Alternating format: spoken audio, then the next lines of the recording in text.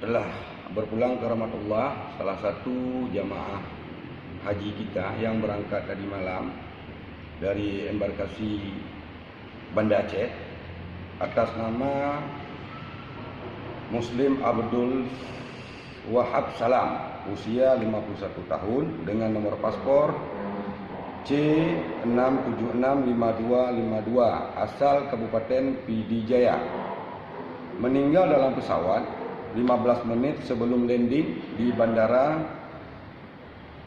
Amir Abdul Aziz, Madinah. Dapat diagnosa awal dari tim medis itu almarhum menderita penyakit GERD.